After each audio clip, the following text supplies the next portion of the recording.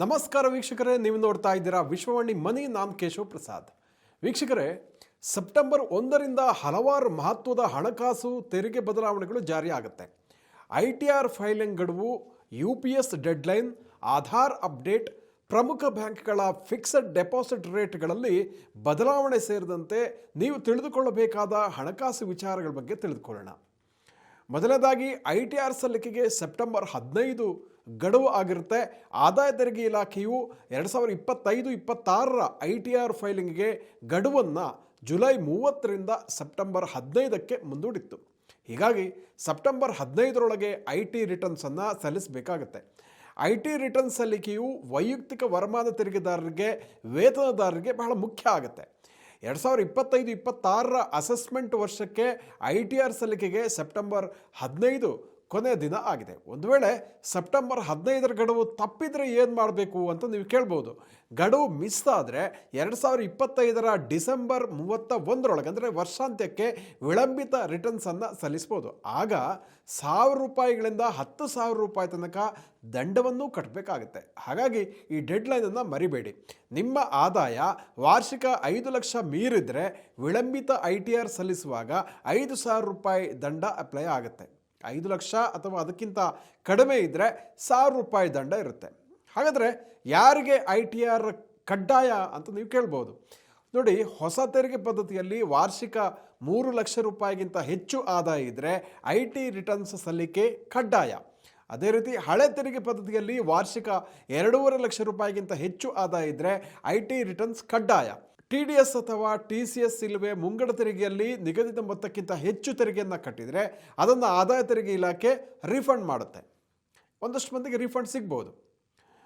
ವೀಕ್ಷಕರೇ, ಎರಡನೇದಾಗಿ national pension system ಅಡಿಯಲ್ಲಿ ಕೇಂದ್ರ ಸರ್ಕಾರಿ ಉದ್ಯೋಗಿಗಳು ಯೂನಿಫೈಡ್ ಪೆನ್ಷನ್ ಸ್ಕೀಮ್ ಅಥವಾ UPS ಅನ್ನು ಆಯ್ಕೆ ಮಾಡಿಕೊಳ್ಳಲಿಕ್ಕೆ ಸೆಪ್ಟೆಂಬರ್ 30ರ ತನಕ ಕಾಲಾವಕಾಶ ಇದೆ. ಈ ಹಿಂದೆ ಜೂನ್ 30ರ ಡೆಡ್ಲೈನ್ ಇತ್ತು. ಬಳಿಕ 90 ದಿನಗಳ ಕಾಲ ಅದನ್ನು ಮುಂದೂಡಲಾಗಿತ್ತು.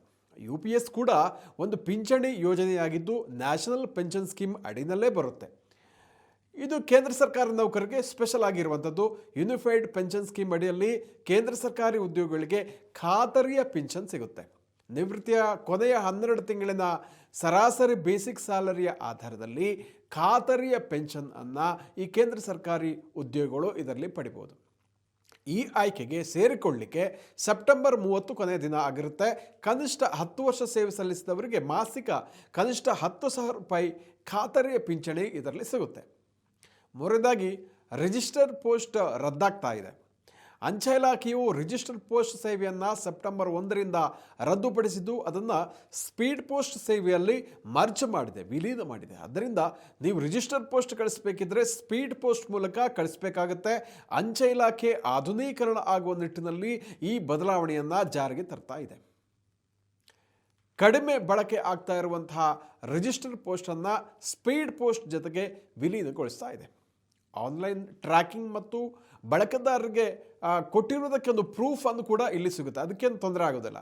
ಡಿಜಿಟಲ್ ಕಮ್ಯುನಿಕೇಷನ್ ಮತ್ತು ಪ್ರೈವೇಟ್ ಕೊರಿಯರ್ ಪರಿಣಾಮ ರಿಜಿಸ್ಟರ್ ಪೋಸ್ಟ್ ಸೇವೆಗೆ ಬೇಡಿಕೆ ಇಳಿಮುಖ ಆಗಿತ್ತು. ಹೀಗಿದ್ದರೂ ರಿಜಿಸ್ಟರ್ ಪೋಸ್ಟ್ ರದ್ದುಪಡಿಸುವುದರಿಂದ ಕೆಲವರಿಗೆ ಸಮಸ್ಯೆ ಆಗುತ್ತೆ. ಕೆಲವು ಬಳಕೆದಾರರಿಗೆ ವೆಚ್ಚ ಜಾಸ್ತಿ ಆಗುತ್ತೆ. ಏಕೆಂದರೆ ಸ್ಪೀಡ್ ಪೋಸ್ಟ್ನ ಆರಂಭಿಕ ಶುಲ್ಕವು ಸಾಮಾನ್ಯ ರಿಜಿಸ್ಟರ್ ಪೋಸ್ಟ್ಗೆ ಹೋಲಿಸಿದರೆ ಜಾಸ್ತಿ ಇದೆ.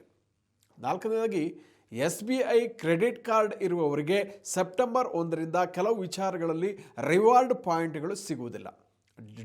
ಅದು ಡಿಜಿಟಲ್ ಗೇಮಿಂಗ್ ಇರ್ಬೋದು, ಸರ್ಕಾರಿ ವೆಬ್ಸೈಟ್ ಮೂಲಕ ನಡೆಸುವಂತಹ ಹಣಕಾಸು ವರ್ಗಾವಣೆಗಳಿಗೆ ರಿವಾರ್ಡ್ ಅಂಕಗಳ ಸಿಗುವುದಿಲ್ಲ.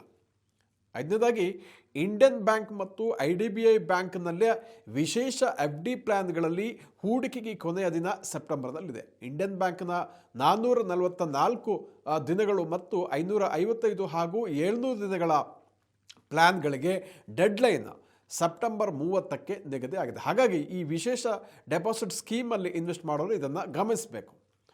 ಆರನೇದಾಗಿ ಆಧಾರ್ ಕಾರ್ಡ್ ದಾಖಲಾತಿಗಳ ಉಚಿತ ಅಪ್ಡೇಟ್ ಸಲುವಾಗಿ UIDAI ನಿಗದಿಪಡಿಸಿರುವಂತಹ ಗಡುವು ಸೆಪ್ಟೆಂಬರ್ 14ಕ್ಕೆ ಮುಕ್ತಾಯ ಆಗುತ್ತೆ.